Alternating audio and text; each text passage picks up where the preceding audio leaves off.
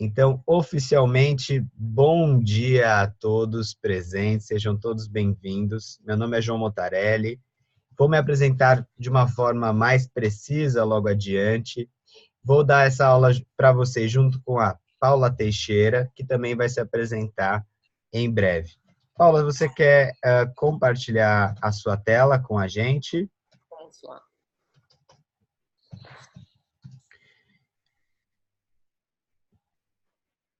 Então, a temática da aula de hoje é redescobrindo o comer saudável e a gente vai, obviamente, redescobrir esse comer saudável pela ótica do comer com atenção plena, do Mindful Eating, do Mindfulness. Prontinho. E não menos que isso, né? A gente vai falar isso porque a gente acredita que a gente precisa construir um meio, um modo de se alimentar que caiba a nossa vida dentro desse meio de se alimentar. E a gente vai até falar de uma publicação de Harvard dessa semana que falou exatamente disso, né? Do Facebook deles. E aí a gente quer apresentar para vocês, e tanto para quem for profissional ou não, esse outro olhar, né, de um modo de comer de maneira sustentável, que é exatamente isso que trabalha o programa de Mindful Eating que a gente tem trabalhado agora, né, que é o Comer para a Vida, Eat for Life, da Lynn Rosser, né, também conhecido como o nome completo, né, Mindfulness Based Eating Solution, comendo para a vida. E aí a gente vai se apresentar. Você quer começar hoje, João? Não, por favor, Paula, eu vou manter a tradição. Tá bom. Então, meu nome é Paula, eu sou médica e eu tenho uma história pessoal com o Mindful Eating, com as abordagens não prescritivas e inclusivas do peso, não centradas no peso. Eu sou diretora atualmente do Centro Brasileiro de Mindful Eating, com o João e mais 3 pessoas. E também sou cofundadora. E a gente tem feito esse trabalho de poder ajudar no fomento desse campo aqui no Brasil. E mais do que isso, o Mindful Eating para mim é um jeito de olhar para a vida e me descobrir, porque quando a gente presta atenção no porquê a gente come e como a gente come, como a gente se relaciona com os alimentos, a gente tem uma grande porta para a gente nos descobrir nesse processo, né? E eu sou uma paciente de cirurgia bariátrica, eu operei quando eu tinha lá 18 para 19 anos, então faz bastante tempo que eu operei, mas a minha primeira dieta foi com 7 anos de idade, e eu vivi todo aquele ciclo de dieta que a gente fala quando a gente estuda comportamento alimentar. É como se esses estudos tivessem contando a minha vida, né? Então, entre uma dieta e outra sempre existiu o reganho de peso, depois de parar de fazer a dieta, e nunca existiu um contínuo de quando eu fiz 7 até eu fiz 18 para ir para bariátrica, sempre teve a época estar de dieta e não estar de dieta, toda a alteração de comportamento alimentar, toda a alteração que a gente estuda muito, eu sei que tem muitas profissionais aqui, isso aconteceu real comigo, né? E depois de 10 anos que eu já tinha feito a bariátrica, eu continuava só com os 40 quilos que eu tinha perdido, né? Porque me faltava instrumentos além de comer menos e fazer mais exercício para poder gerenciar minha alimentação e minha vida, né? Depois que eu conheci a Sophie, a abordagem não dietética e o Mindful Eating, eu parei de fazer dieta e comecei a incluir todo esse aprendizado na minha vida diária, né? E aí foram mais 30 quilos, coisa que eu não consegui nem fazendo dieta desde que era pequena e nem fazendo a cirurgia bariátrica. Falo que se eu tivesse que escolher viver tudo que eu vivi, viveria de novo. A bariátrica tem suas indicações, é muito importante, para algumas pessoas é um meio necessário, e eu não sou contra a bariátrica ou contra as intervenções, contra os protocolos, mas a gente acredita que existe algo mais para a gente fazer, e é esse algo mais que a gente vai comentar aqui, nesse sentido de ser uma abordagem integrativa, ou seja, que não exclui nada do que os outros profissionais estão fazendo, nada do que os outros estudiosos e o campo da ciência do peso têm produzido, mas sim é algo para complementar, para colocar as esferas do comedor e contemplar as esferas do comedor dentro de uma abordagem, e é disso que a gente vai falar hoje. João? Muito bom. A história da Paula, ela é realmente muito profunda. Eu sempre gosto de ouvir a apresentação da Paula, porque sempre traz essa reconexão do quanto o nosso lado humano, ele se envolve também com o lado profissional. E eu falo disso até para falar um pouco de mim, porque eu acabo recaindo sobre uma palavra que eu acho muito importante, muito profunda, muito valiosa, que é a palavra propósito. Então, eu sou nutricionista, eu sou educador físico, eu tenho especialização tanto em nutrição esportiva quanto mindfulness. Estou terminando meu mestrado em ciências da cardiologia e, ao longo de todo esse processo, o que mais me tocou ao longo de todos esses, tudo isso que eu passei foi justamente o mindfulness e o mindful eating, porque ele me resgatou o propósito de ser nutricionista e ser profissional da saúde, de dentro para fora. Então, ao longo dessa trajetória, eu fiz pesquisa em ratos, né? Trabalho com atendimento tanto ambulatorial, com pacientes do SUS, de forma voluntária, quanto pacientes no consultório clínico particular. E o que a gente acaba percebendo é que ser humano, ele tem, independente da camada social, o aspecto cultural, de onde ele vem, da sua história, do contexto educacional, ele tem coisas em comum a ele, que é essa parte humana. E quando eu comecei a praticar mindfulness e mindful eating, eu comecei a me conectar mais com essa minha parte humana, e aí eu comecei a reconhecer mais essa parte humana nas pessoas. Foi uma transformação de dentro para fora. E aí, para mim, é uma redescoberta de propósito, porque quando eu comecei a trazer isso, né, para minha prática clínica, os pacientes começaram a trazer relatos que eu nunca tive, né, de mudança de vida, de mudança de percepção de vida, da forma de se alimentar, dessa reconexão consigo próprio, da reconexão com o alimento, né, da reconexão com o corpo e da forma de se movimentar. E coisas que a gente, talvez eu sempre tentei buscar da forma tradicional de fazer nutrição, da forma com que a gente é ensinado, mas que eu nunca consegui, e que através da prática, né, dessa redescoberta do comer saudável, hoje eu aplico tanto para a minha vida, né, quanto aplico para os meus pacientes, para os alunos e para todo mundo que busca, né, esse aprendizado. E o meu contexto mais pessoal, mais marcante, ele vem muito, né, desse outro lado, que eu gosto de pontuar, que é justamente, as pessoas falam muito sobre a questão do peso, mas sempre falando de um sobrepeso, de uma obesidade, mas eu sinto que eu passei o inverso, né, que foi a magreza. Então, também sofri o estigma da magreza, a pressão de ter que comer muito e nunca conseguir ganhar peso, né? Então, é exatamente o contrário eu passei, e foi exatamente isso que me motivou a buscar a nutrição. E a gente, que eu acabei sentindo que durante toda a faculdade, a pós-graduação, eu me firmava muito baseado nesse contexto histórico que eu passei. E aí, quando eu pude olhar para isso com outros olhos, realmente eu também me redescobri, né? Então, redescobrir, né, que é a temática de hoje, ela é fantástica para falar tanto da redescoberta do que é o comer saudável, mas também a redescoberta do que é se relacionar consigo próprio, com a sua forma de se exercitar, de se movimentar e com a vida. Então, sejam todos bem-vindos. E agora vamos ao que interessa, vamos falar. E aí, como a gente vai redescobrir esse comer saudável? Paula?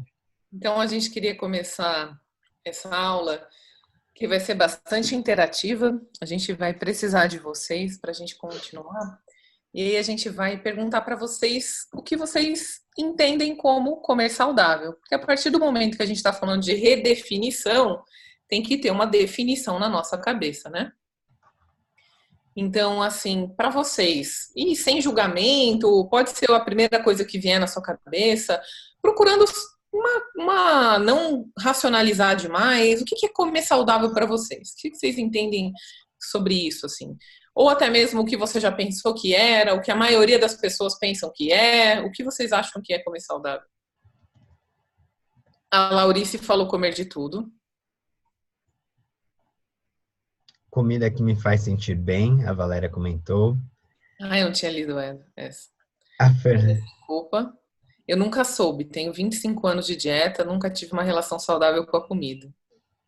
Comer com sintonia, comer com prazer, comer com equilíbrio, prazer, sem restrições.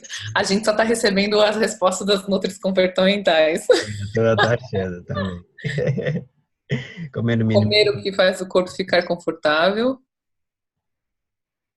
comer o mínimo de comida industrializada.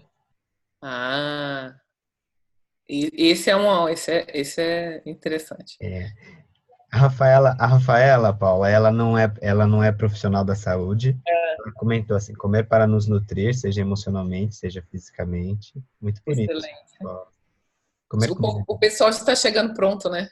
Tá chegando. Comer saudável é uma reeducação alimentar. Comer de tudo, mas com todos os nutrientes que o corpo precise. Poder ser livre para escolher o alimento e se sentir bem. Muito bom. Comer o que nos faz bem. Aí a Rafaela falou, falo isso, mas tenho maior dificuldade de me relacionar com o comer saudável e os doces. Doces. Comer com prazer e diversidade.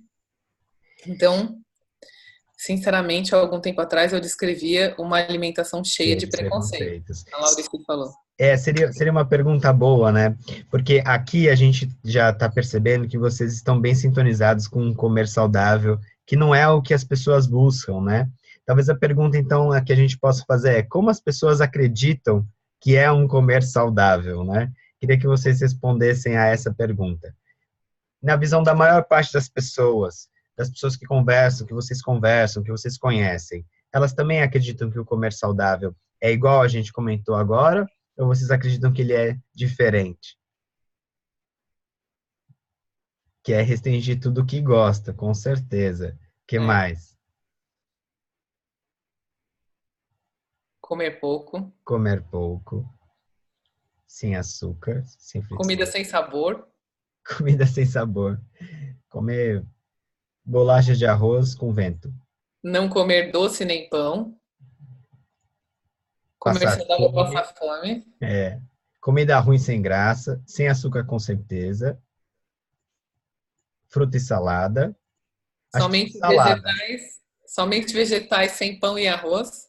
É igual no fruta e salada. Acho que é só salada hoje em dia. A fruta já está proibida. Fruta, dependendo, a fruta já, coitada, já ela estava salva, agora já não está mais. Contar calorias em horários pré-determinados, comer de 3 em 3 horas. Não comer carboidrato, fazer low carb. Ser fitness. Essa é boa. Carbo não pode. Pouca quantidade. Deixar de comer. Sem lactose, sem açúcar, sem sabor. Deveria existir ração humana, seria mais fácil. E já existiu, né? Mas ninguém quis comer. Cortar o carboidrato. Fechar a boca. Fechar a boca. Muito bom, muito bom. A Gabriela falou exatamente o que você falou agora. Deveria existir uma ração humana, seria mais fácil. Ela ouviu, né? Carboidrato never. Bolo só se for fitness. É isso aí, pessoal. E aí, muitas vezes, né, a gente tem essas respostas, que foi isso que vocês responderam, né? Mas aí fica a pergunta, como fazer isso, né? E a gente vai falar sobre isso na aula também, porque isso já é um passo importante, a gente entender o que é esse comer saudável, mas aí a gente conseguir dar esse próximo passo, que é como trazer isso para perto da gente, sem que a gente tenha medo de fazer, né? A gente gosta muito de falar que muitas vezes a gente passar por um programa que vai reestruturar como comer saudável, né? Nos ajudar nesse caminho, talvez seja mais fácil do que a gente se lançar sem boia ao mar da tempestade, né? E é isso que o programa de Mind Fitting e o Mind Fitting em geral tenta fazer, né? A gente sabe que dá medo, né, de sair desse lugar. Então, é isso mesmo que vocês falaram, né? O que é comer saudável, né, para a maioria das pessoas? Então, é lá a gente recebeu uma tabela, né, com os alimentos que a gente pode comer, com os alimentos que a gente não pode comer. Então, olha lá, né, uma tabela aqui. O consumo livre, né, o consumo moderado, e aí eu nem coloquei, né, para não dar ideia, lá embaixo vai continuar com os alimentos proibidos, né? E aí a gente vai ter muitas variações, né? Alimentos permitidos, alimentos não permitidos, uma prescrição que emagrece em um mês 4 quilos ou 2 quilos, apenas alimentos verdadeiros, low carb, ceto, e às vezes tem coisas que pegam a gente no pulo do gato, né? Que às vezes é isso, né? Só alimentos verdadeiros, né? Comer limpo, esqueci essa daí tá ficando moda também. Low carb, ceto, vegano, vegetariano, flexitariano, não comer pão, arroz, fritura, doce, besteira, comer de 3 em 3 horas, jejum intermitente. Aí o clássico, né? 4 colheres de arroz, uma concha pequena de feijão, uma proteína do tamanho da palma da mão, meio prato de salada e fruta de sobremesa. Essa eu já recebi milhares de vezes, de todas as vezes que eu fiz restrição alimentar. E aí a gente trouxe todas as reflexões justamente para falar que não é que isso tudo está errado, mas é que talvez seja mais do que apenas isso, né? E porque se a gente colocar aqui, a pergunta também fica não só se isso é certo, mas aí vem uma outra pergunta: como fazer tudo isso, né? E aí, deixa eu passar. Vamos imaginar agora, né? O que a gente precisa para conseguir essas regras desse comer saudável, né? Desse outro comer saudável que a gente construiu até agora, né? Então, a gente talvez precise estar com a fome ideal para aquela quantidade que foi passada para você, né? Então, o que a gente precisaria para conseguir seguir uma dieta que foi prescrita, né? Não ter fome. Exatamente. Não ter fome. E eu digo mais do que isso, né? É ter a fome ideal. Ou seja, né? Se lá está escrito 4 colheres de arroz e eu tiver naquele dia corrido uma corrida de 5 quilômetros, eu vou comer a mesma coisa se eu passei um domingo todo deitado na cama. Ou se eu estou num casamento ou em qualquer outra situação. Então, eu tenho que ter a fome ideal para aquela quantidade que foi prescrita. Ter sempre disponível o que foi passado naquela dieta. Porque se não tiver o que foi passado, pronto, meu plano, já não sei mais o que fazer. Aí a gente vai abrir para vocês de novo, né? O que mais vocês acham que é necessário naquele cenário que a gente precisaria para conseguir seguir uma prescrição com pode ou não pode e alimentos proibidos e permitidos, né? O que a gente precisaria?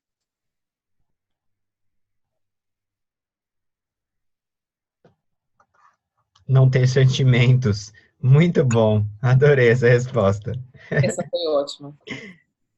Não ter sentimentos, o que mais? Não ter vontade de nada.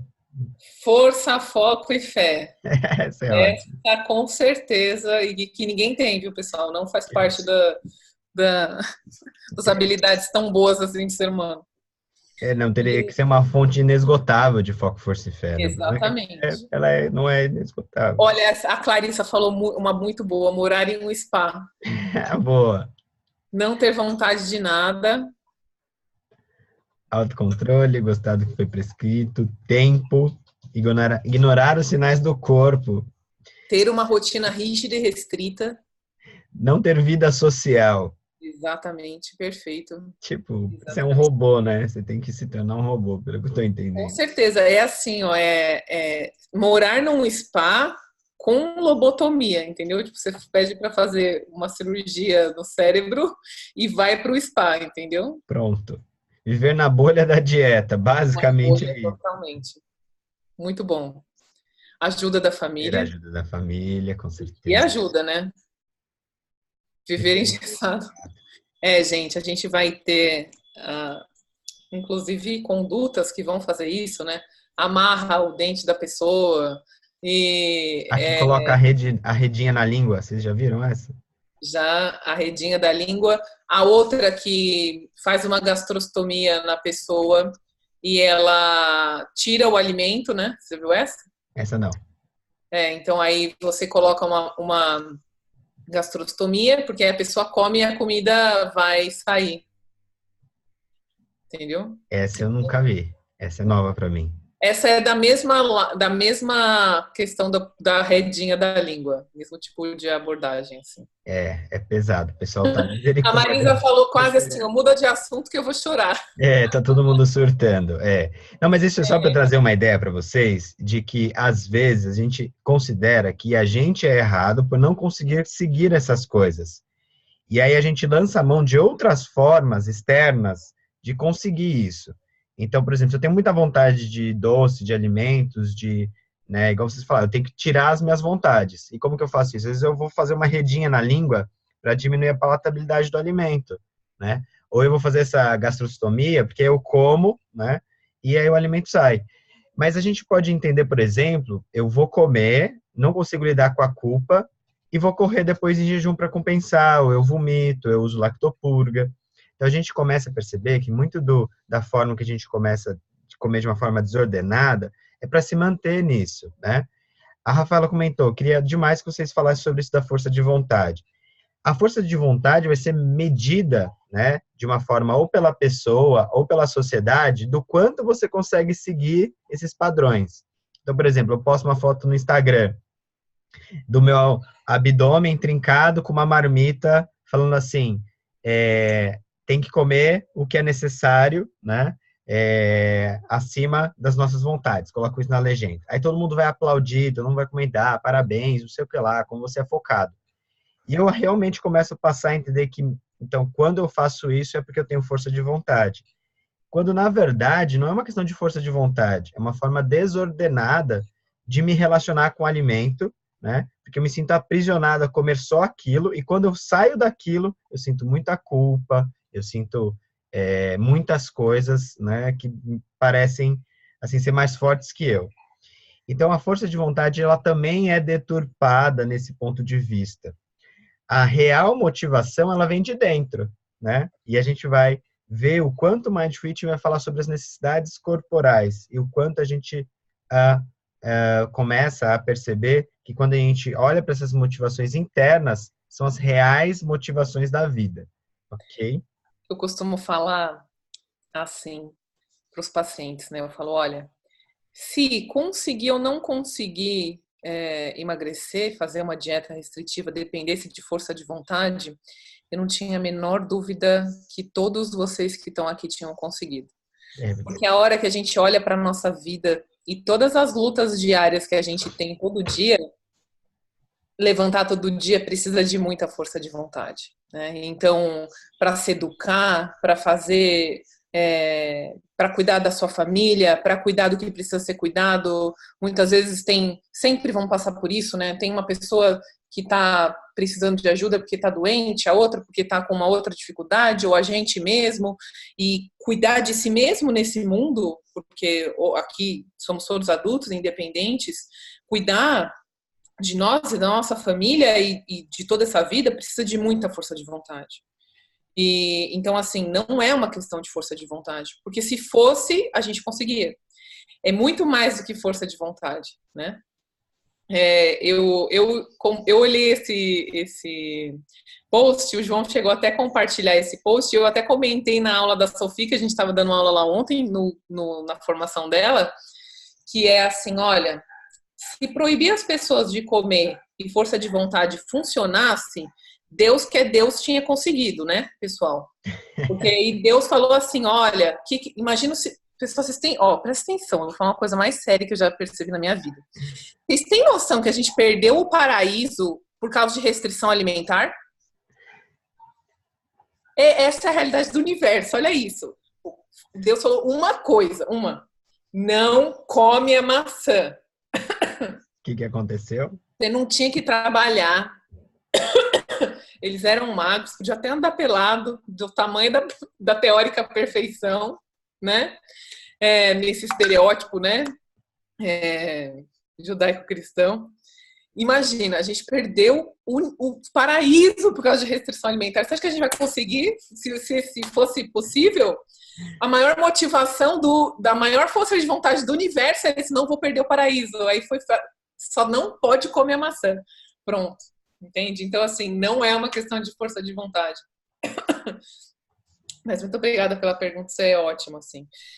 Porque dentro da restrição alimentar e da proibição, existem muitos outros mecanismos que a gente estuda de várias maneiras, né?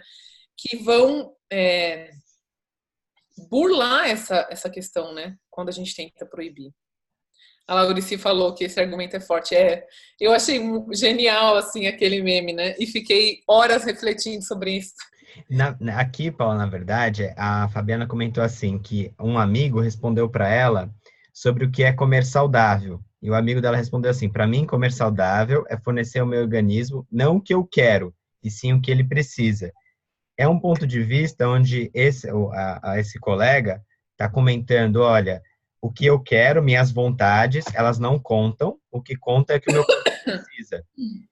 A pergunta que teria que ser devolvida a esse colega é: como você identifica o que o seu corpo precisa? Baseado em quê? As respostas possíveis para essa pergunta vão ser as regras externas, como vocês comentaram. Então, mesmo quando a gente fala que o nosso corpo precisa, né? E isso está acima das nossas vontades, dificilmente as pessoas olham para as necessidades do corpo, né? Para o que realmente o corpo precisa, porque o corpo também precisa de prazer, ele também precisa de socialização, ele também precisa de tudo isso, né? Que a gente comentou aqui. Tá? E aí eu acho que eu faria uma segunda pergunta, que é, tudo bem, depois dessa definição, a pergunta é, você consegue fazer isso que você está falando com essa estratégia? E aí a maioria das respostas seria, talvez não está dando muito certo. Então, será que a gente pode fazer um mergulho? E existe alguma maneira de não sendo através da força, foco e fé? O que a gente vai ver é que sim, que é se conectando com o que o João falou, né? Essa real intenção de nutrir e cuidar, mas também de notar as nossas reais necessidades, né? E não ter medo de achar que o nosso corpo, a partir daí, vai querer só doce e brigadeiro. Porque, em geral, o que os estudos mostram, e a gente pode perceber na prática nossa, né, de consultório e pessoal, é que a gente descobre um outro universo do que realmente nosso corpo quer, mas de uma outra perspectiva, é um outro paradigma. Vamos seguir? Vamos lá. Então, é exatamente isso que vocês falaram. A gente quase nem precisa dar aula, né? Então, deixa eu fechar o chat aqui que não tá aparecendo. Então, estar com a fome ideal para aquela quantidade que foi passada, ter sempre disponível o que foi passado, não estar na frente de alimentos que não estão na dieta, não ter vontade de comer o que não está fora da dieta. E mais tudo aquilo que vocês listaram, né? E aí, como é que a vida real se apresenta? Então, aquilo ali seria como a dieta saudável deveria ser, né? Como é que a vida real se apresenta? A vida real se apresenta com situações em que a gente vai estar num rodízio japonês, por exemplo, em que a gente vai estar num rodízio de pizza, que a gente vai estar num rodízio de churrasco, que a gente vai estar comendo por quilo, né? Então, mesmo se eu tiver de dieta, talvez eu coma por quilo na hora do almoço, na hora do jantar. Ou então, eu tenho situações sociais que as outras pessoas e os lugares sociais vão, ou num happy hour, eles vão se apresentar com outros tipos de alimento, outros tipos de bebidas que não estão contemplados na minha dieta. E isso ainda a vida real. Aniversário, festa de cada um leva uma coisa, churrasco com os amigos. Se você for o dono dessa foto que eu peguei no Google, exemplificando um churrasco dos amigos e estiver assistindo essa aula, eu agradeço. É uma aula gratuita, não cobre royalties da gente, estava no Google. E isso é a vida real, né? A gente não vive em laboratório, né? A gente não vive em condição ideal de temperatura e pressão, que foi o exemplo que vocês deram, né? Precisa viver num spa. E para a gente conseguir seguir essa abordagem que contempla só o que e quanto a gente tem que comer. A gente precisa de novas habilidades que incluam a esfera do que eu chamo das esferas do comedor, daquela pessoa que come. ter habilidade para a gente saber como interagir com cada ambiente alimentar. Duplicou aqui. E aí o João vai falar desse estudo que trouxe exatamente essa perspectiva. Esse é um estudo, só para contextualizar, né? Para quem é do meio acadêmico e não é do meio acadêmico, a gente tem, então, publicações que são feitas em revistas científicas, justamente para que a gente possa ter e embasar a nossa conduta profissional. E essa é uma revista científica que é a revista que tem maior impacto na literatura científica. Quando a gente fala que tem impacto na literatura científica, quer dizer que é uma revista que muitos profissionais da saúde e cientistas vão ler, e vai ser muito citada no mundo científico. Então, essa aqui na verdade, é uma carta editorial escrita pelo Martin Catan, que é da área da cardiologia, que ele fala sobre dietas para redução de peso, para prevenção e tratamento da obesidade. E nessa carta editorial, ele cita um estudo que a gente vai mostrar aqui para vocês. Pode passar para o próximo.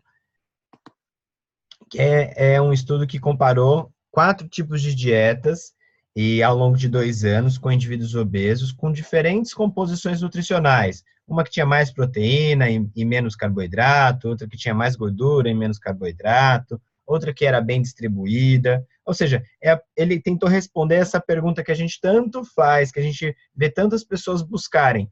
Qual que é a melhor dieta para perda de peso? E aí, comparando esses 4 tipos de dieta ao longo de 2 anos com esses indivíduos obesos, a conclusão foi que, independente do que foi prescrito, o resultado de emagrecimento foi o mesmo para todas as dietas, que foi perda ponderal média de 4 quilos ao longo de 2 anos. Quando a gente fala de média, quer dizer que teve gente que perdeu peso ao longo desses 2 anos, teve gente que ganhou peso ao longo desses 2 anos. Mas, somando e fazendo a média, os indivíduos perderam uma média de 4 quilos, a média de peso deles era 100 quilos, e aí, passados esses 24 meses, 2 anos, eles perderam 4 quilos. Então, aí começam-se os questionamentos. Então, o que será que é o mais importante? Né? E aí o Martin Catan coloca alguns pontos que a gente vai ver agora. Passa para o próximo, por favor. Ele fala o seguinte nesse artigo. Os participantes que perderam mais peso também tiveram mais sessões de aconselhamento e ainda aderiram à dieta prescrita. Essas observações levaram ao Sachs e aos seus colaboradores a concluir que os fatores comportamentais são os influenciadores maiores para a perda de peso do que a própria composição de macronutrientes. Próximo. Eu preciso lembrar que eu sou a passadora desse. Aí ele continua, né? Estudos de perda de peso são estudos comportamentais. Eles necessitam que os participantes comam menos. A cognição, que é como a gente se sente, pensa, tem um grande impacto nesse comportamento. Os participantes podem comer menos, mas não devido ao menor teor de carboidratos ou proteínas, mas devido à reputação ou ainda ao sabor de alimentos em particular presentes na dieta. Então, quando essa fala, ela remete total ao que a gente vê sobre dietas da moda, né? Então, tá todo mundo fazendo a dieta do Can, fizeram durante muito tempo, aí até vira a dieta paleo, aí depois vem o jejum intermitente, e assim por diante, isso nunca vai acabar. Esperamos que um dia acabe, mas a gente vê o quanto isso vai transitando ao longo do tempo. Okay?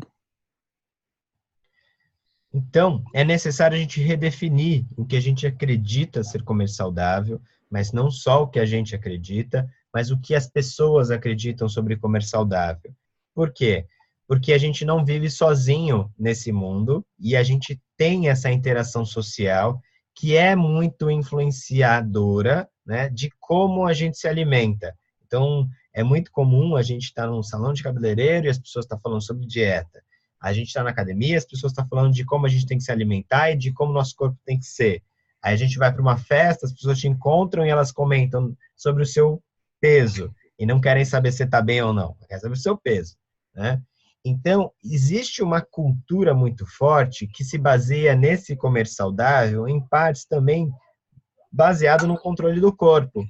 Então, eu vi que muita gente aqui já tem essa consciência de como é um comer saudável, mas a gente espera que isso se amplie para todo mundo, para que todas as pessoas possam desfrutar de um comer saudável, de um comer normal. né?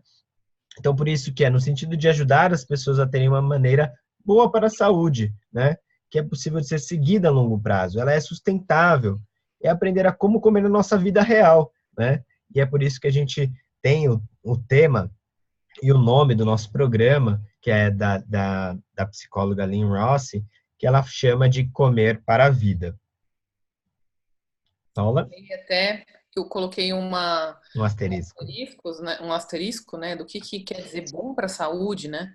Porque a gente não pode esquecer aquela definição, né, que saúde é bem-estar biopsicossocial.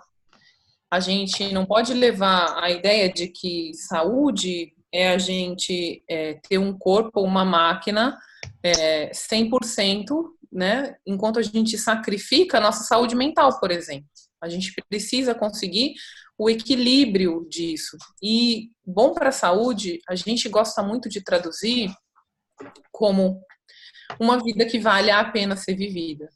A gente conseguir olhar para trás e ver que a gente viveu uma vida que era pautada nos nossos valores e que a gente cuidou desse corpo para que a gente pudesse ter a vida mais longa que valesse a pena ser vivida que a gente podia ter. E essa é a real intenção, né? Cuidar da nossa saúde para ver os nossos filhos se formarem, os nossos netos, os nossos bisnetos, quem sabe os nossos tataranetos, né? E esse é o objetivo, né? Poder usufruir a nossa vida pautada dos nossos valores, né? Por isso que a gente precisa descobrir se comer para a vida. Como fazer tudo isso, né?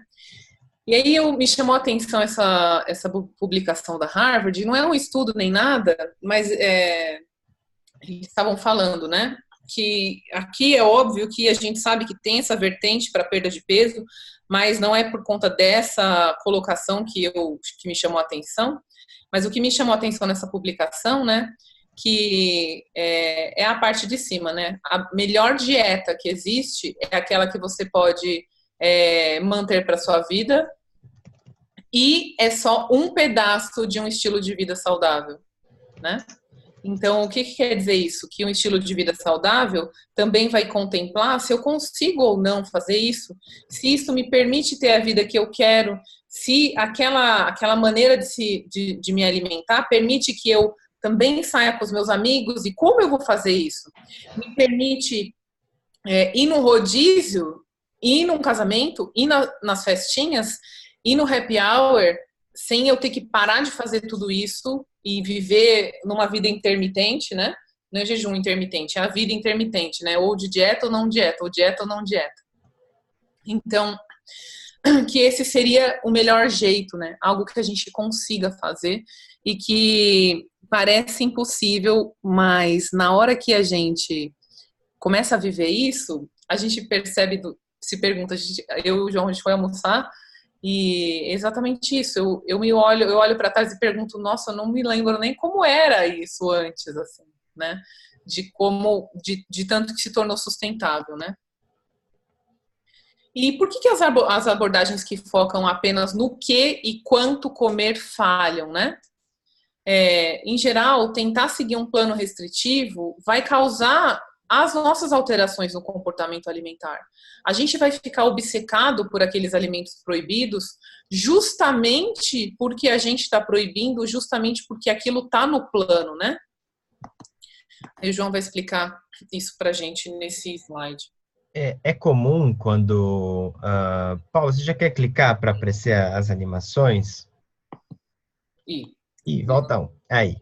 É comum quando a gente inicia uma dieta, né, de que existe um gatilho por trás do porquê a gente inicia essa dieta, né, que ali é a primeira pecinha que cai desse dominó, desse efeito dominó que acontece. Esse gatilho, né, que pode ser muita culpa, né, quando come, que pode ser uma tentativa de controle do corpo, uma sensação de descontrole, uma sensação de baixa autoestima, são várias coisas que nos levam a tentar controlar a comida. Só que é bem interessante que quando a gente começa a controlar a comida, isso por si só já é ansiogênico, né? A gente tem que antecipar o que vai acontecer, a gente tem que antecipar o que a gente vai comer o tempo todo, preocupado com comida e não para de pensar em comida em nenhum momento. E além de ansiogênico, isso é muito estressante. Só que quando a gente está mudando de hábito, o hábito antigo ele não simplesmente desaparece, né? Então, se eu estou todos os dias habituado a comer pão francês com manteiga e café com leite no café da manhã, mas amanhã eu vou começar uma dieta e troco por tapioca, quando não tiver tapioca, eu vou simplesmente buscar o pão francês, porque eu vou utilizar esse hábito que eu já tão conheço e é tão habitual. E aí é muito comum, porque quando isso acontece, né, de a gente tentar comer tapioca, tapioca, tapioca, quando eu vejo pão francês, eu não como só um, né? Eu acabo tendo esse descontrole, não somente por conta de alterações da forma de pensar a respeito do alimento, mas por alterações químicas no nosso cérebro que nos levam a ter esse tipo de comportamento. Em alguns casos, algumas pessoas começam a desenvolver comportamentos compensatórios, né?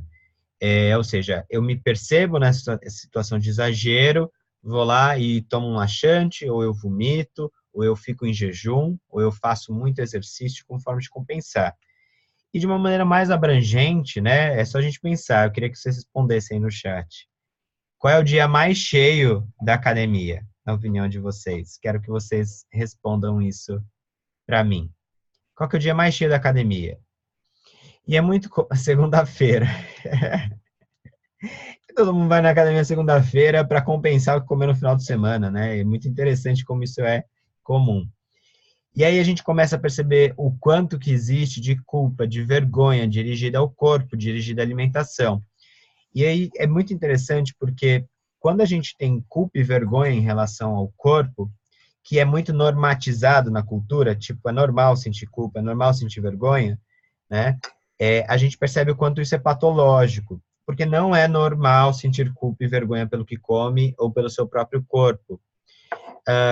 E aí eu costumo dizer que não é porque é cultural que é normal.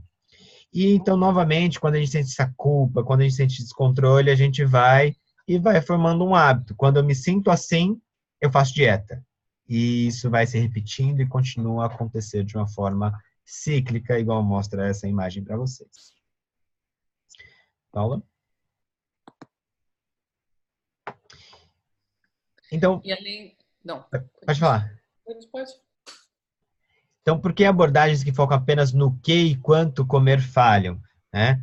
Porque justamente quando eu foco no que e quanto, eu não estou falando sobre o como. Então, quando aparece sentimentos de culpa, de fracasso, de vergonha, o que a gente faz com eles, né? Eu faço agachamento quando eu sinto culpa e vergonha, eu como só salada, né? Então, eu não crio um repertório que me ensina a lidar com as condições mais humanas existentes, né? E aí isso não é sustentável no longo prazo, né? Então, em especial, a gente vê que a forma com que a gente come, ela está muito relacionada a um gatilho. Então, por exemplo, eu coloquei aqui uma emoção, e essa emoção, ela já não está sendo considerada nesse o que comer e quanto comer. É do tipo, você não sente emoções, e se você sente emoções que te levam a comer, você é fraco, né? Que é uma forma extremamente deturpada de pensar. Então, aqui, eu estou estressado. Quando eu estou estressado, uma forma de aliviar o estresse é comendo. Então, quando a gente olha para o ciclo do comportamento, a gente vê que quando eu como por um instante, eu me sinto bem após comer e aí eu tenho um alívio dessa emoção, mesmo que instantaneamente, mesmo que momentaneamente. Mas logo em seguida, a gente começa a perder a culpa e a cobrança. Daí a gente pergunta o seguinte, e aí? O que a gente poderia fazer para mudar esse ciclo, né? Caso a gente se perceba nele ou caso algum paciente chegue para a gente falar isso, né? E aí eu quero saber a resposta de vocês. Imagina que vocês estão dentro, né, dessa situação. O que vocês fariam para lidar com ela, sabendo que quando você se sente estressado, ansioso, feliz, você come e se sente bem, mas às vezes pode surgir culpa. O que você faz nessa situação para lidar com isso? Eu queria saber. Laurice comentou, reconhecer o gatilho, esse é um ponto importante. O que mais?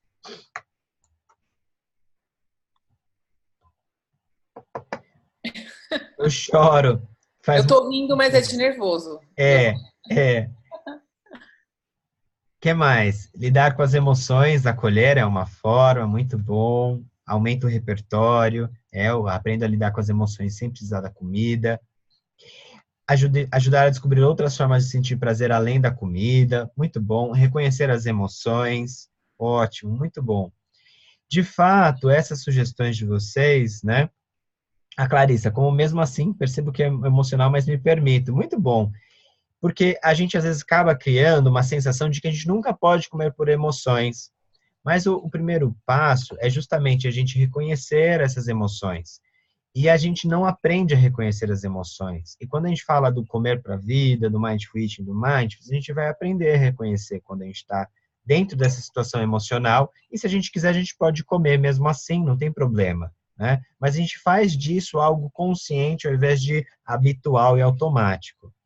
Deixar de se sentir bem ao comer não é um problema e nunca vai ser a solução deixar de se sentir bem ao comer. Pelo contrário, desfrutar desse momento de prazer, ao invés de negá-lo ou sentir culpa por ele, também pode ajudar.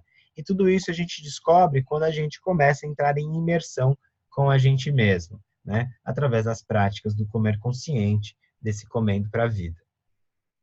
E isso é fantástico, né? Que a gente já começou a ter essa consciência de que aonde a gente precisa mudar não é apenas só na comida. Muitas vezes, porque nas abordagens clássicas, o que a gente vai aprender é que a gente tem que se controlar, né? Então, nesse ciclo, né, onde a gente agiria normalmente é na comida, né? A gente precisa ter como que normalmente esse ciclo a gente entende que ele é quebrado, né? Então, é só eu parar de comer, ou seja, se eu tiver uma emoção, eu tenho que ter força de vontade, eu paro de comer, e aí eu não vou ter a culpa e a cobrança e vou precisar encontrar outras maneiras para me sentir bem. Isso é possível, mas aí a gente vai fazer a pergunta: que coisas são essas que a gente vai fazer para se sentir bem? Como a gente vai fazer para ter esses recursos, né? Onde a gente vai encontrar um lugar para desenvolver esse repertório? Ou mais ainda, né? Como profissional de saúde, eu vou ajudar o meu paciente a desenvolver essas habilidades de se sentir bem. Um dos motivos do porquê os programas de Mindful Eating funcionam é porque eles agem em todos esses 4 pontos, né? Então, ele age tanto no comer, quanto em fornecer estratégia para que as pessoas se sintam bem, de maneira neurofisiológica, produzindo mais ocitocina, mais neurotransmissores de prazer, por conta das práticas que a gente faz, né? Ensina a gente a substituir culpa e cobrança por autocompaixão, autorresponsabilidade, aceitação, perdão, e ensina a gente a reconhecer e lidar com as nossas emoções. Então, a gente substitui a esfera só do o que comer, o que não pode comer, por um programa que vai gerenciar tudo isso, né? E aqui a gente apresenta uma redefinição para vocês, né? Que talvez comer saudável é comer com a intenção de fazer bem para si, de nutrir o corpo de maneira equilibrada com o que eu quero comer, com o que está disponível e com lidar com os gatilhos do ambiente. Então, para cada uma dessa pequena frase que está entre o X, né? A gente vai precisar entrar em cada uma delas. A gente tem falado muito sobre a história do Mindful Eating, que muitas vezes a gente precisa entrar numa desilusão criativa, porque imaginem o seguinte, é muito mais fácil eu entender que comer saudável é seguir isso daqui, não fazer isso daqui, fazer academia e pronto, do que eu mergulhar nesse universo. Em geral, a gente só vai ter coragem, né? E motivação para mergulhar nesse universo quando eu tiver certeza real que as outras coisas realmente não funcionam, né? Então, a gente precisa aprender a comer em todas as situações. E aí, como é que a gente faz isso, né?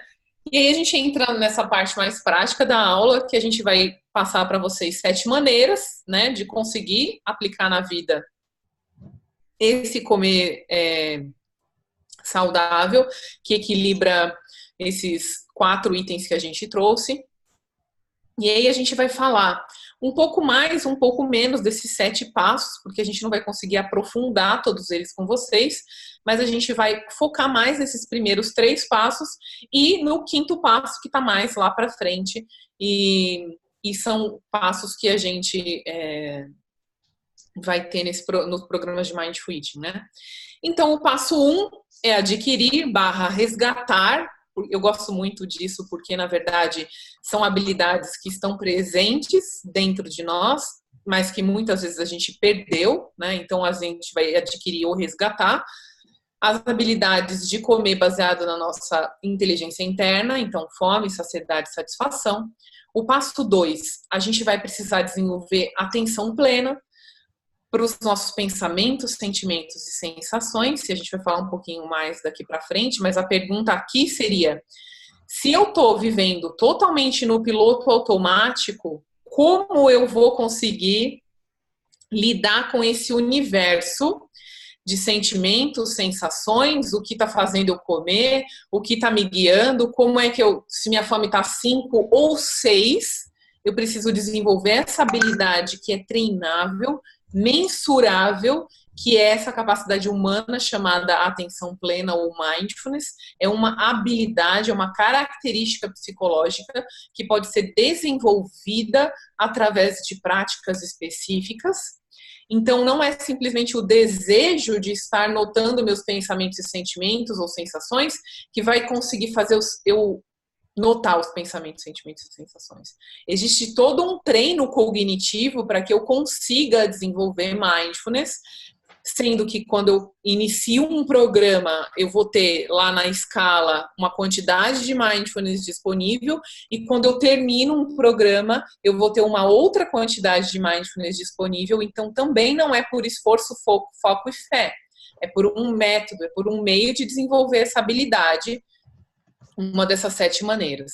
E o passo 3 é aprender a como comer com atenção plena, que obviamente está dentro do desenvolver mindfulness, mas a gente vai passar um plano específico de como ajudar vocês a começarem a comer com atenção plena ou ajudarem os seus pacientes a começar a comer com atenção plena. Então, eu vou deixar o João falar do passo 1, que é como reaprender a equilibrar e o que é esses sinais internos e externos, né? É muito comum, né? Como vocês mesmos comentaram, quando a gente fala sobre o que é comer saudável, a gente vê que é muito comer de acordo com regras externas a nós. Então, por exemplo, você recebe um plano alimentar que foi feito por alguém, né? Que entende do assunto, que vai falar para você o que é melhor para você comer em cada horário. E aí você passa a comer de acordo com essas regras externas, ou porque talvez você também leu isso na internet, numa revista, ouviu falar, e aí você começa a adotar todas essas características como regras externas. Então, eu tenho que comer a cada 3 horas, eu só posso comer alimentos integrais, eu não posso comer açúcar, gorduras, não posso comer fritura, eu não posso comer farinha branca e sal, né? Só que todas essas regras, elas são externas porque elas não consideram aquilo que internamente o meu corpo está, né, demonstrando para mim. Então, a gente tem que aprender, na verdade, não só utilizar os recursos internos e excluir os externos, mas a equilibrar tanto os sinais internos como fome, saciedade, satisfação, essa vontade de comer, a vontade social, de socializar, as vontades específicas e afetivas do nosso corpo, com esse conhecimento externo que a gente tem do mundo, mas não como regras, mas também adicionando e somando, né, as informações externas ao meu mundo interno, trabalhando como se fosse um equilíbrio mesmo, né, que é refazer esse relacionamento com a comida. O segundo passo, né, aqui só para mostrar para vocês, né, o que seriam fatores externos. Então, é comum a gente ter muitas informações sobre os alimentos, né? A gente pega o rótulo e fica lá, lendo, isso aqui tem gordura, carboidrato e tal. De acordo com essas informações, eu decido ou não comer. Só que eu não levo em consideração os fatores internos, aqui representados para vocês como pensamentos, sentimentos, emoções, satisfação, fome e saciedade. Então, a gente precisa equilibrar essas duas, né? Os fatores externos e internos, porque geralmente os internos são negligenciados e a gente só atribui as regras externas. aqui, o segundo passo é a gente começar a ter o que a gente vai chamar de autorregulação da atenção, né? Através das práticas de atenção plena, que seria o mindfulness. Então, é muito comum, quando a gente está em dieta, que a gente está o tempo todo, né, aqui trabalhando ou fazendo aula, já pensando no que eu vou comer, se tem um alimento, se tem um evento social, eu recebo o convite, eu fico, ai meu Deus, será que eu vou conseguir me controlar? Mas aí eu vou sair da dieta, então eu como antes de ir, será que então eu faço o dia do lixo, a refeição livre, e assim vou indo. Então a gente precisa dar um ambiente, criar um ambiente onde eu aprenda a estar comigo mesmo em atenção plena. Porque não é simplesmente prestar atenção, né? A consciência nem sempre é um mar de rosas, porque eu me torno consciente de que eu sou uma pessoa ansiosa, que eu só penso em comida, que eu tenho muitos pensamentos, né? Eu fecho o olho e começo a pensar boleto, boleto, boleto, boleto. Então, eu preciso descobrir uma forma de entrar em contato com esse estado de consciência que seja gentil, né? Que seja baseado em aceitação, sem julgamento, e tudo isso vai ser desenvolvido nesse segundo passo, que seria o desenvolvimento da atenção plena ao nosso corpo e aos nossos sinais internos de fome, saciedade, satisfação. É bem importante, a gente acaba colocando, de que mindfulness não é algo que eu alcanço. Mindfulness é uma habilidade de todos os seres humanos. Todo mundo tem uma capacidade de estar atento ao momento presente, a gente só resgata essa capacidade. É só a gente pensar numa criança que é curiosa e quer descobrir o mundo, e tudo é pela primeira vez, tudo é incrível. E a gente perde isso, perde essa curiosidade. O tempo todo a gente já fala, eu já passei por isso, eu não quero passar por isso novamente. A gente não perde isso ao longo da vida. Então, a gente, quando pega, né, essa definição, a gente vai ver que a definição fala que mindfulness é prestar atenção no momento presente com abertura, curiosidade, não julgamento, que é justamente não simplesmente ser consciente, mas ser consciente com essa característica de ter abertura, curiosidade e não julgamento a respeito de como você é, de como você pensa, de como você se sente. E passando a pensar nesses pontos, a gente começa a perceber que não tem como as coisas serem erradas, não existe errado. Existe o que está acontecendo agora. E como você lida com o que está acontecendo agora. E isso é uma habilidade que a gente pode treinar. Essa habilidade, na verdade, é o alicerce para a gente conseguir esse comer saudável que a gente está apresentando para vocês, baseado em mindful eating, né? Baseado em mindfulness. Porque a gente, a partir do desenvolvimento dessa habilidade, e enquanto a gente desenvolve essa habilidade, a gente vai conseguindo entrar em contato. Que pensamento é esse que foi um gatilho para que eu comesse? Qual sentimento foi esse que foi um gatilho para que eu comesse? Eu não fico mais perdida, né, dentro desse universo que tem na nossa cabeça, sem saber o que está acontecendo, mas eu também adquiro recurso para entrar em contato com isso. É isso que o João falou, porque se eu tivesse simplesmente atento, eu também não conseguiria saber o que fazer. E, na verdade, muitas vezes a gente se vê sem recurso para poder responder ou ajudar, ou a nós mesmos ou as outras pessoas, porque às vezes está faltando essa base dessa atenção, né? E às vezes a hora que a gente vai se ver, eu, por exemplo, tinha perguntas e a partir da prática a gente consegue responder essas perguntas e aquietar essas nossas dúvidas de como fazer, porque a gente costuma definir mindfulness como uma experiência não verbal. É muito desafiador conseguir transmitir para as pessoas que lugar interno é esse. Eu costumo dizer que mindfulness é quando a gente habita o centro da nossa própria vida. Como se eu fosse um observador que percebo e também às vezes me desloco para a primeira pessoa para notar meus sentimentos e permitir que eles estejam ali, conseguir me dar suporte para estar com esses sentimentos, mesmo quando às vezes eles são difíceis, acolher esses sentimentos e descobrir o que é melhor para mim e qual recurso eu posso usar para cuidar de cada um deles. Mas para fazer tudo isso, que parece algo desafiador, a gente precisa desenvolver essa habilidade que é desenvolvida nos programas através de práticas e através de métodos, né? E aí a gente entra no passo 3, que é comer com atenção plena. E nessa parte, eu vou deixar o João explicar o basics, mas eu queria falar uma coisa antes, que é assim, muitas vezes quando a gente vai para a mídia, né? O que é Mindful Eating? Mindful Eating é prestar atenção no gosto, na textura, nos sabores, descansar os talheres, não fazer outra coisa a não ser comer.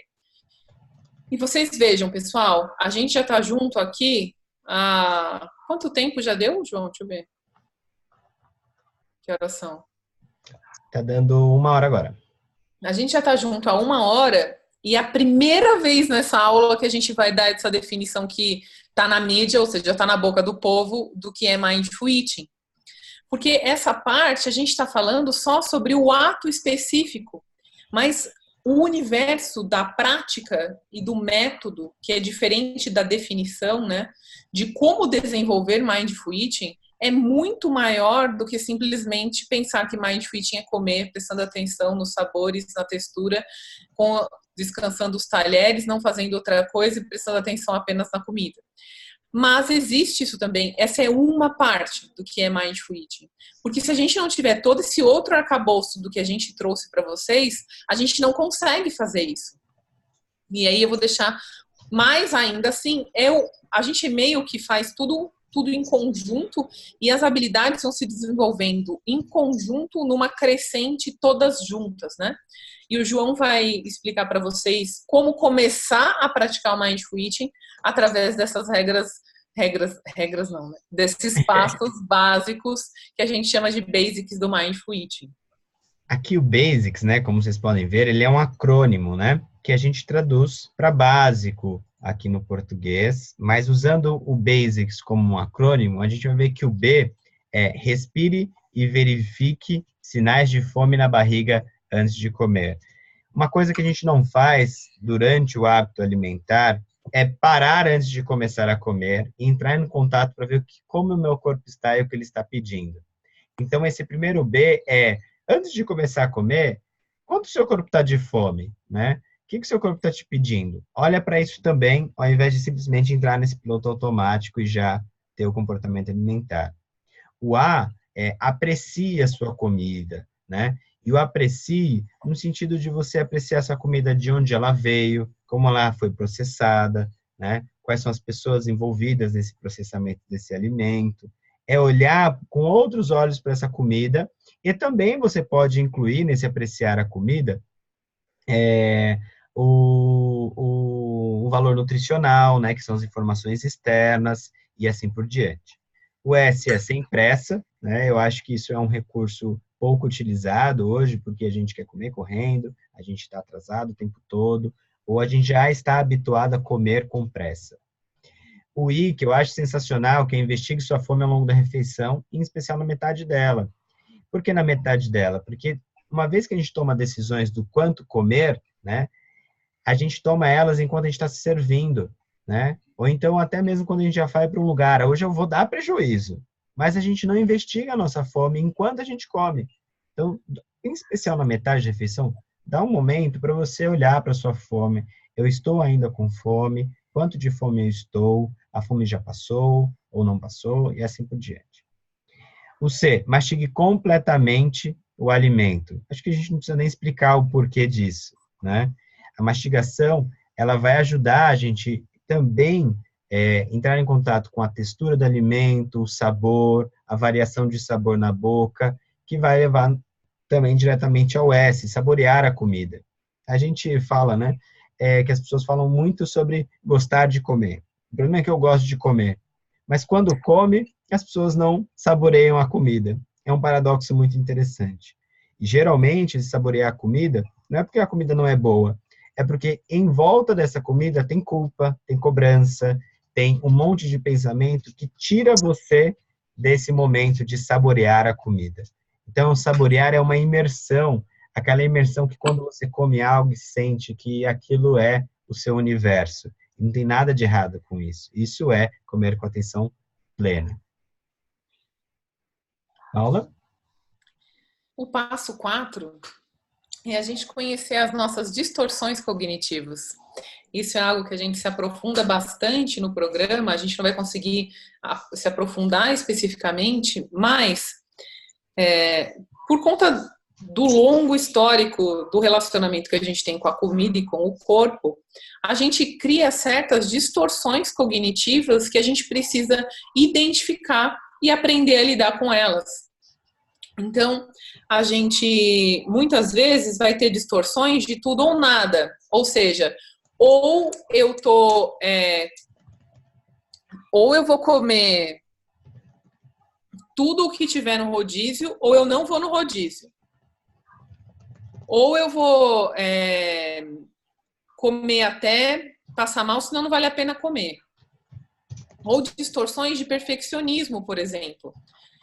Olha, não, se eu não fizer exercício todo dia, ou como eu não faço exercício todo dia, agora que me deu uma vontade de levantar e dar um passeio no meu quarteirão, eu não vou, porque eu não vou continuar, então não adianta nada, né? Apesar que essa também é um pouco de tudo ou nada, né? E distorções de perfeccionismo outras, por exemplo, né? Se eu não estiver fazendo tudo certo, nada do que eu fiz valeu a pena. E a gente, são mais de 8 distorções cognitivas que a gente trabalha, mas essas são algumas ideias dessas distorções cognitivas.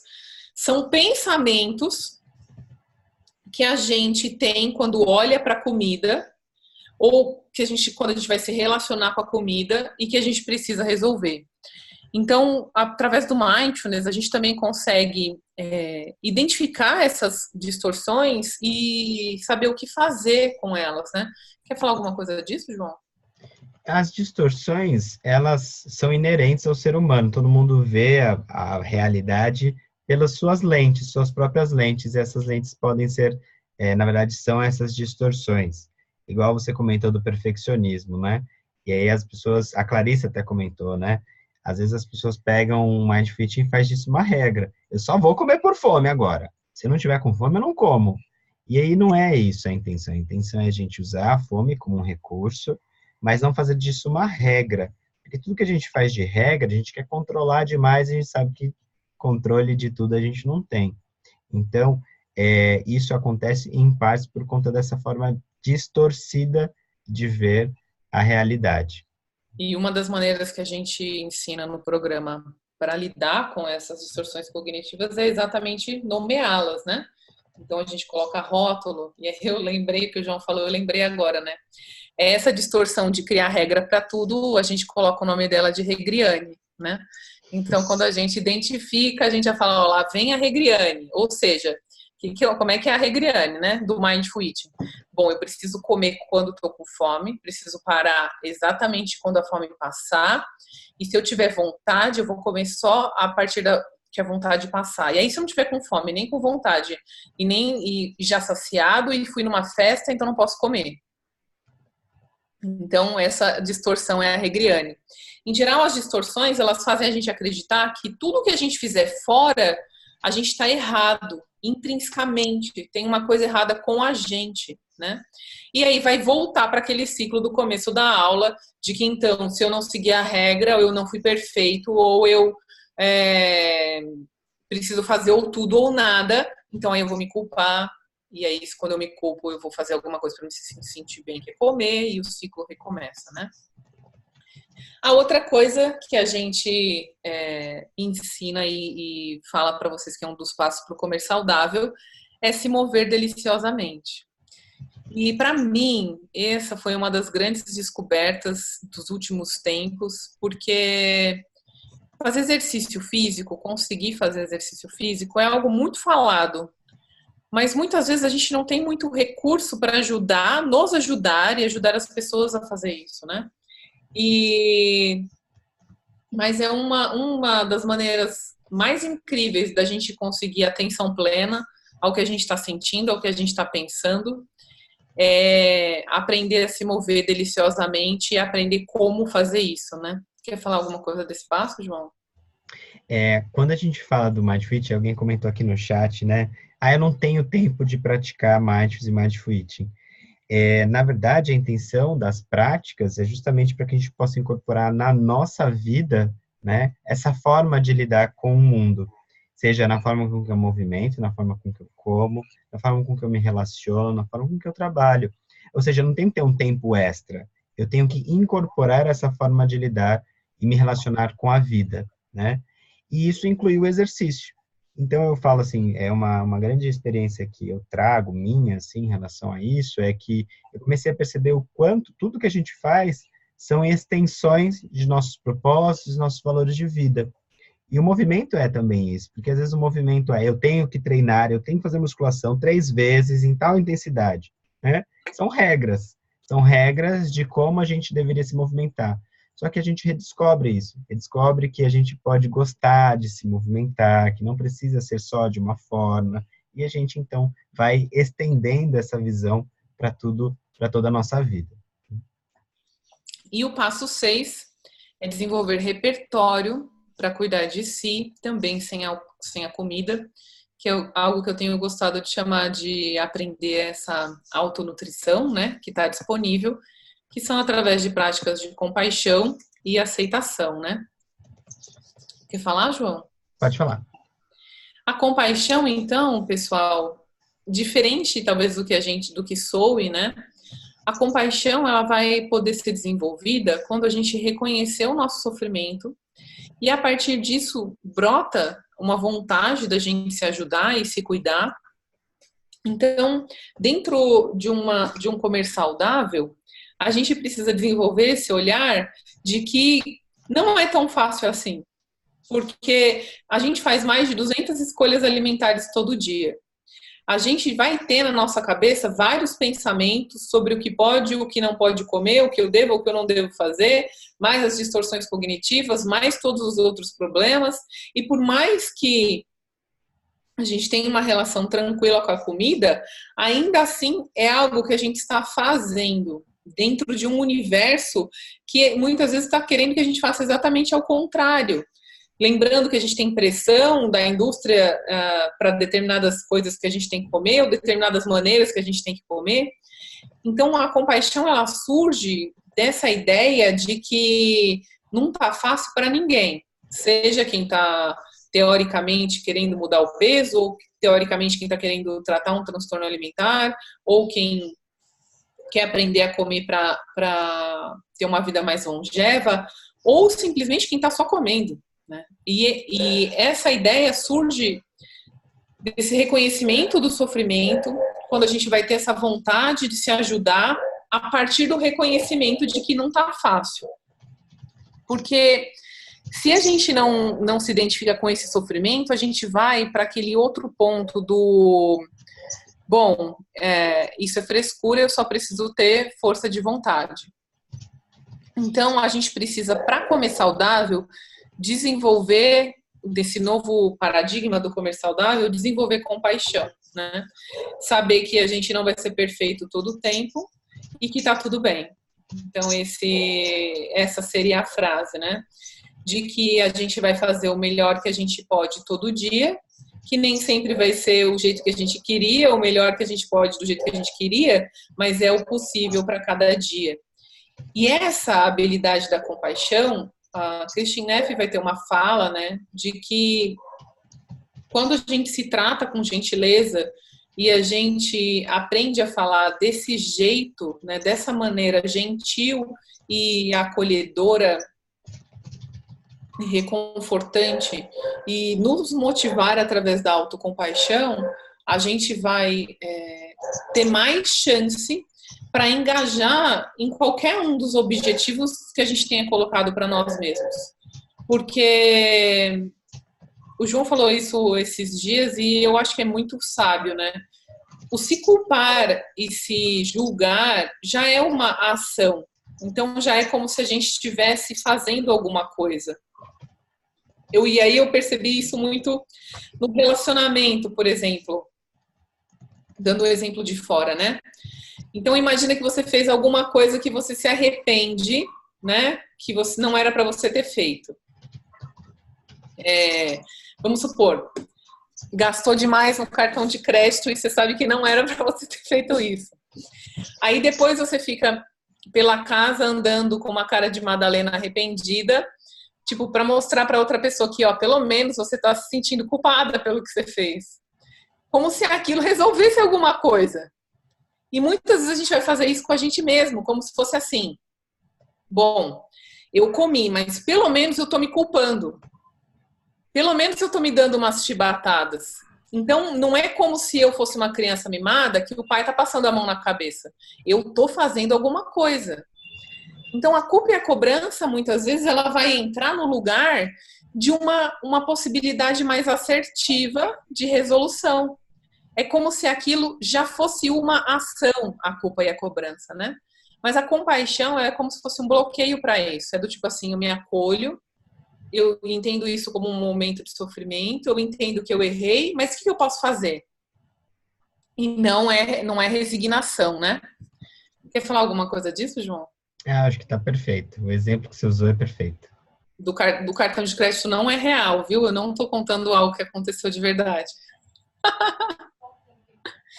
Mas foi muito interessante perceber isso, assim. E a aceitação, eu gosto muito de traduzir aceitação com uma frase que é não luta. Muitas vezes a gente acha que aceitar é concordar, né? Eu vou dar um exemplo para vocês. Vamos supor que eu tenho um familiar que tem problema com alcoolismo ou com jogo, ou alguém na minha família que esteja com uma doença incurável. Aceitar isso não é aprovar, não é gostar, mas sim é saber que eu não vou mudar aquilo apenas porque eu não gosto. Isso é aceitação. E aí a gente para de perder a nossa energia com o que a gente não pode mudar. Durante muito tempo da minha vida, eu não gostava do meu corpo e eu não queria aquele corpo. E eu ficava presa nisso. Não gosto desse corpo, não quero esse corpo. Não gosto desse corpo, não quero esse corpo. E aí? Ficava só pensando isso nessa imersão de mal-estar. Fato é que eu não vou acordar magra só porque eu não gosto do meu corpo.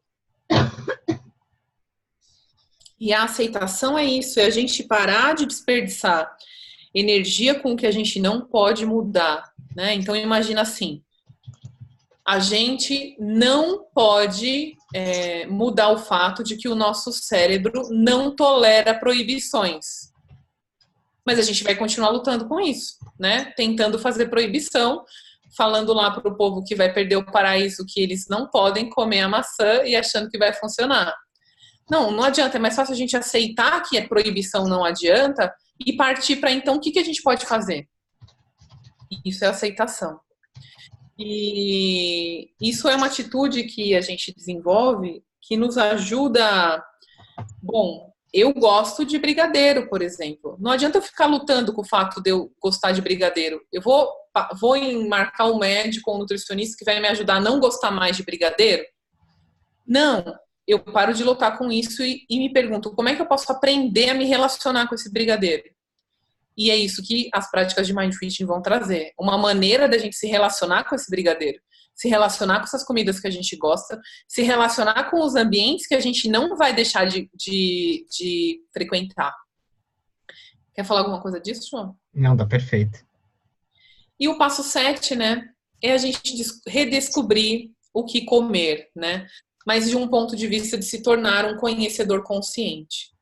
Existe uma prática que a gente gosta muito desse programa, que a gente pede para os participantes trazerem um pão de pacote industrializado e um pão feito por alguém, que foi feito não por alguém de jaleco por um químico, por um engenheiro e por uma máquina, mas feito por uma pessoa. E aí a gente tem algumas classes de alimentos que a gente traz para as pessoas comerem, né? E aí a gente vai experimentar os dois e ver como é que é essa experiência, né? E é muito incrível e não dá para a gente falar disso sem fazer, porque Mindfulness exige experiência direta, né?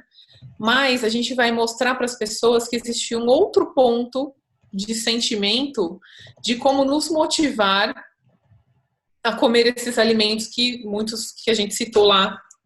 A gente vai falar hoje, né, de comer verdadeiro, alimentos mais nutritivos, enfim.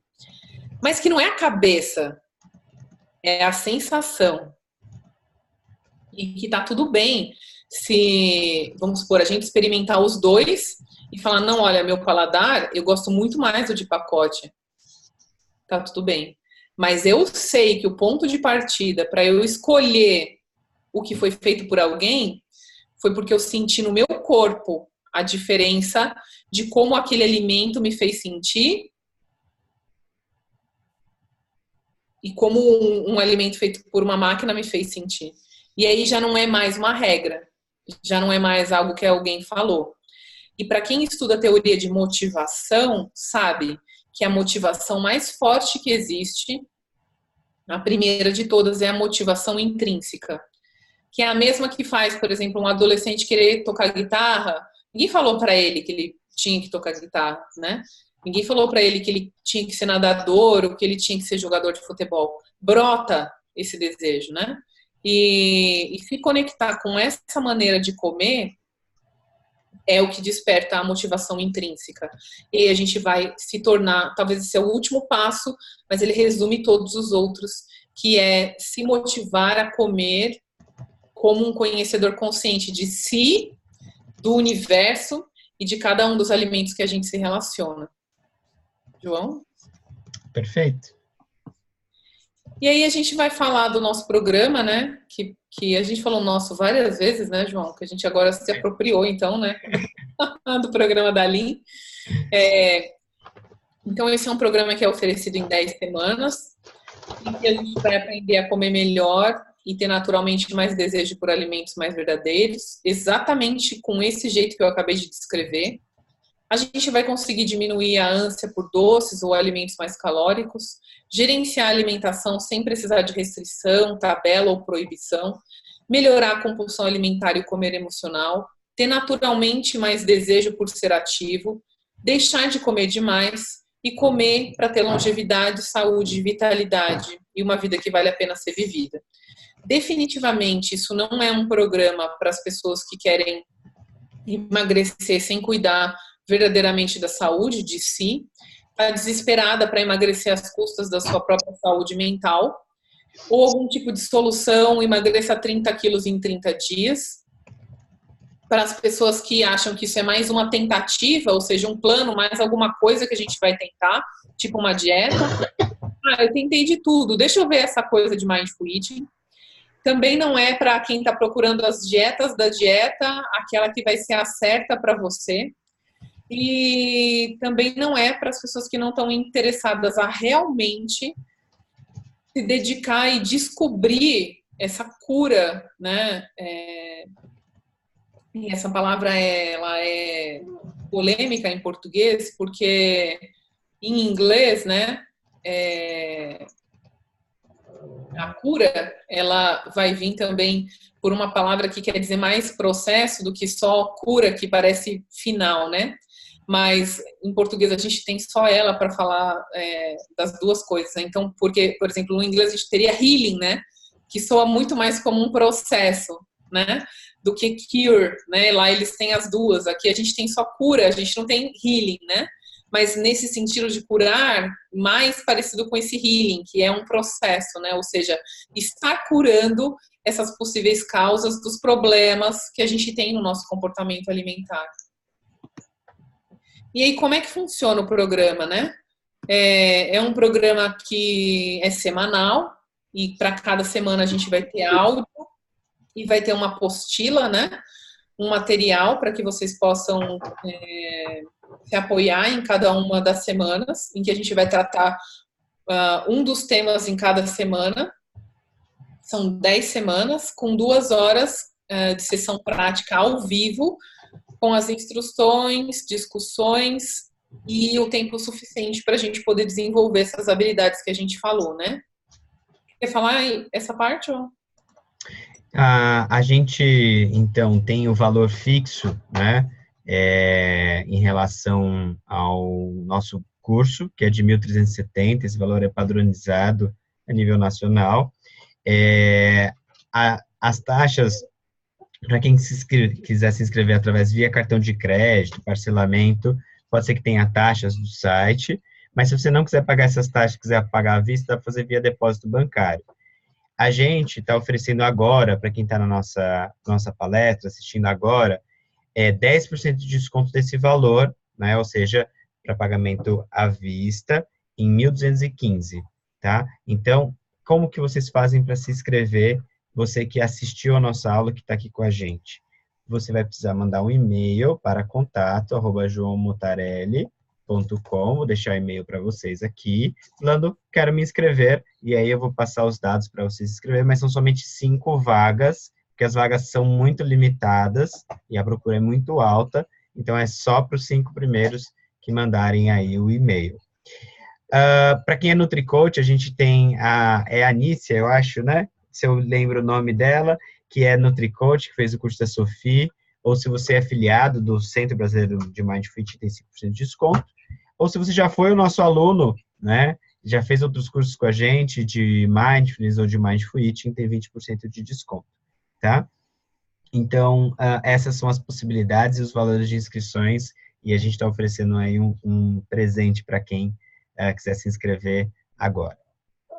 Aí alguém perguntou como faz para se tornar instrutor de Mindful Eating, né? Essa é a primeira parte da formação para se tornar instrutor de Mindful Eating, né? E essa primeira parte, que a gente chama de prática pessoal, né? Você pode começar a utilizar na prática clínica se você, após o curso, fizer 3 sessões de mentoria. A Maite perguntou, precisa fazer o Mindfulness antes? Não precisa. Você não precisa de nenhum pré-requisito para fazer esse curso, porque esse curso é o pré-requisito, tá? E aí, após ele, fazendo 3 sessões de mentoria, você, com os professores que podem dar essa supervisão, no caso eu e a Paula, você acaba podendo utilizar os conceitos na prática clínica, mas não te habilita como instrutor. Depois, você vai fazer um curso, provavelmente um retiro de formação, tá? A gente já tem data, né, para o retiro de formação, ele vai ser em fevereiro do ano que vem, e essa daqui é a última turma que permite, porque essa aqui é a nossa última turma do ano, muito provavelmente, essa provavelmente vai ser a última turma que a gente vai dar esse ano, provavelmente não vai dar tempo que a gente vai dar programa de autocompaixão. Então, essa é a última chance para quem quer fazer já o curso, porque a Lin provavelmente vai vir para o Brasil uma vez por ano, né? E aí, essa vinda dela já está marcada para fevereiro do ano que vem. Então, para quem pensa em fazer o retiro de formação, que esse aqui é o pré-requisito, talvez tenha que estar nessa turma para poder seguir para o retiro, né? E acho que isso é bem importante de frisar, né? Esse programa já vai habilitar vocês para começar o uso na prática clínica, depois de fazer 3 sessões de supervisão ou mentoria, né? Como quiserem chamar, mas podendo usar todas as práticas que a gente ensinou, os materiais, autorizado pela Lin também, isso é oficial, né? E aí depois, se quiser seguir para a formação, o que precisa fazer é o retiro, e aí depois tem alguns outros requisitos pós-retiro, né? Mas que já te habilitam a começar a dar o grupo. E aprender a conduzir as pessoas em todo esse processo, né? E as mentorias depois do grupo são exatamente por isso, né? Porque nesse grupo que a gente vai fazer de 10 semanas, a gente não fala sobre prática clínica. A gente vai mergulhar no seu relacionamento com a comida. E muitas vezes a gente acha que a gente não tem um relacionamento com a comida para mergulhar, mas o que a gente consegue perceber nas turmas, que às vezes acaba tendo bastante profissional, é que é um grande mergulho nas nossas próprias experiências, né? E aí, só lembrando que a gente tem sessões limitadas, porque a gente pode colocar quantas pessoas a gente quer na sala, né? Porque é padronizado. E aí, para a gente terminar, a gente vai abrir agora para as perguntas. E eu só queria, para as pessoas em geral que estão aqui, eu queria só lembrar, né? Que 95% das dietas falham, segundo a Organização Mundial de Saúde, né? E aí apresentar 2 estudos, né? Mostrando que a chance de um estudo do King's College of London que mostrou que as chances de pessoas com IMC acima de 40 emagrecer e permanecer magro em 10 anos, fazendo a duplinha dieta e exercício, é menos de 1%. Um estudo publicado na The Lancet mostrou que o número de países que conseguiram diminuir o número da obesidade foi 0. E esse é um slide para a gente lembrar que a gente precisa fazer alguma coisa diferente, né? Porque as dietas não funcionam a longo prazo. E até que todo mundo não tenha visto esse infográfico, eu vou continuar falando dele. Então, eu vou ler eles aqui para vocês. Esse é um infográfico da Sandra Amodit. Tem o link dele lá no meu destaque do Instagram. É muito bom para mandar para os pacientes, quando a gente quer falar pela primeira vez disso, do porquê as dietas falham, né? É um TED Talks, então é pequenininho, mas ela é uma neurocientista, né? Então, spoiler alert, as dietas não funcionam a longo prazo. O problema não é ter força de vontade, e sim neurociência. O cérebro tem um set point do que considera o peso ideal e, a partir disso, que regula o seu metabolismo. Quando você baixa o seu peso drasticamente, seu cérebro interpreta que você está morrendo de fome e entra em ação. E aí tem o cérebro apertando o botãozinho vermelho de supressão metabólica e comunicando todas as células, estado de fome de emergência. E aí as células de gordura se preparando para não serem gastas, né? Então, queime menos calorias para economizar energia, e a ordem para o cérebro para produzir hormônios que te dão mais fome e que a comida passa a te deixar melhor, ou seja, os hormônios de fome e saciedade, para que você coma mais. E aí, na parte de baixo do infográfico, né? Qual é a combinação para esses efeitos, né? O que torna tão difícil que as dietas funcionem e se mantenham funcionando? Então, a pessoa feliz, né? E depois de 5 anos, todo o peso de volta. Então, não tem saída? E aí, aqui a Sandra Amodit te sugere, né? Que aqui eles traduziram como comer com consciência, mas aqui no original em inglês está escrito mindful eating, né? Então, não tem saída? Tem sim, mindful eating.